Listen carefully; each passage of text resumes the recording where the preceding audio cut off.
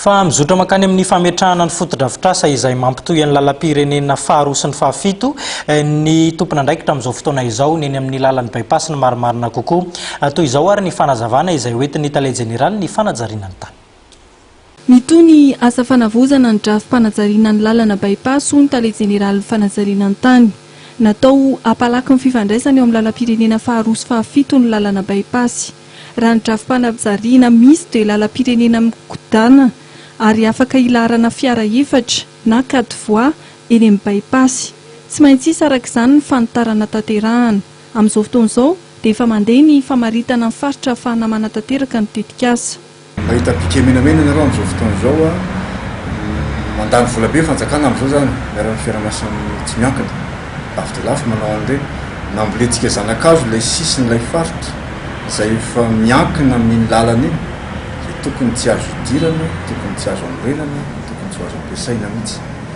Dia izao amafisitsika amina piquet balizy zany ilay izy miloko menamena mihitsy ahafantaran'ny olona hoe anatin'izay hitsin'izay dia zay ilay faritra efa nisorona tamin'ilay fanananao efa miankina teraka amin'ny faritsy ny lalana dia tsisy azo atao anatin'iny.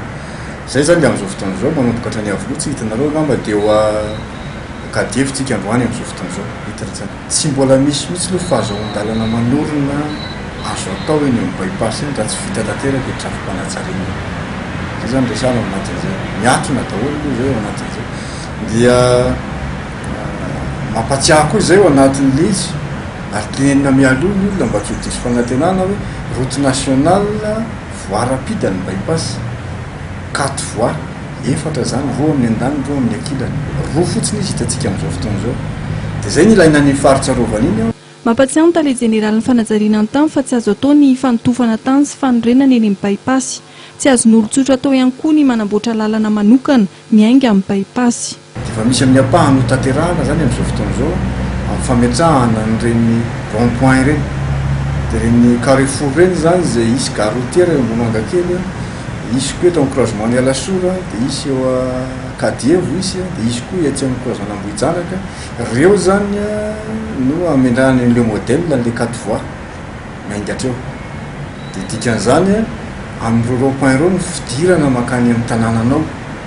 Fa tsy azo atao averiko ny mandeha zany tsy misy autorisation ahafahanao miala amin'ny bypass miditra toerana eo akaikinao amin'izao fotoana izao.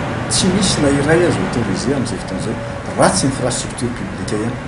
Atsika ny branche domaine sy ny district.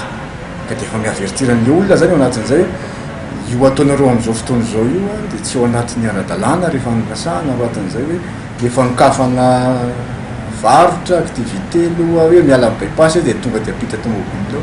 Tsy mety zay satria tsy monaika misy toeran-travaobika amin'ireny. Tsy maintsy voie rapide double voie aloha nilany double voie nilany ao anatin'izay dia amin'ny alalan'izay voie rapide zay tsy azo atao miditra amin'izay.